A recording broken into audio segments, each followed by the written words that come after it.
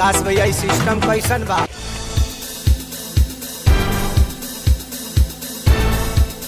आवे कहताई यादवा सखी हो घरे। ये फोन कर देलक रे। हेलो ए कहाँ बाड़ा हो? कब से हम के इंतजार करतनी और हम मकई के पत्ता काट काट के हमर साफ हाथ खराब कर देले। आ रुको आवो तनी। का करत रह? भोरे भोरे भइल घूमे के टाइम तो बाबू कहता कि ना जाके पहले भैंस धमाओ। अब का करी माजा में किरकिरा कर देल हन बोल के भैंस ना आवे के ना बुए आइल बनी रगड़ो तनी अभी पारी। बस बस बस बस रुक जा हम चल आइम एकदम चल आइम ना तो भैंसी हमर भाग जाई। हैरान हो गेल बनी बुझल? ए हमर बाबू बस रुक जा 5 मिनट रुक जा बस आवत। कृष्णा चाचा न हम कृष्णा चाचा तारा के खाए के दिए देले बारी भैंस धो के भैंस दो अल्ले दिका ओकरा बाद चाचा बच्चा साथे घूमत रही। मिनट तू रुक जा।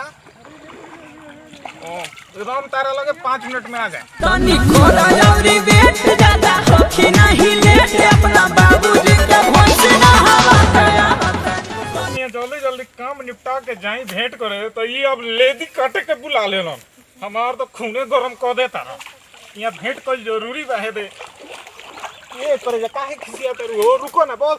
अरे हम 5 मिनट में आ गए नहीं हो का करी लेदी हम कटवा देम कोनो से। तू घबरा मत तू रही हो आ गए नहीं हम 5 मिनट में हो। ए बाबू रे पहले वो काम कर ना का 2-4-5 गो मकई तोड़ के धोला आचरा में उ कहला घरे लेके जाई ह। हां रे बोली रे खेतवा में देखता का खरखराता। ए बड़का बाबू के बकरिया न घुसल बे। बाबू के बकरिया ही हो घबरा मत हम हाँक देता नहीं। तनी खोरा औरी वेट ज्यादा होखी नहीं लेट अपना बाबूजी। रे ते कौना से बतियाता रे रवि तोर 5 ना भाई बाग मार दो उहे हवन कृष्णा चाचा भतीजवा से बात कर ले बस होइए गए। ए करी जा।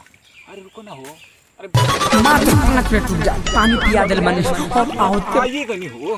तनी खोरा औरी वेट ज्यादा होखी नहीं लेट अपना बाबूजी के भैंस ना हवा गया। तनी खोरा औरी वेट ज्यादा होखी नहीं। Oh no no no no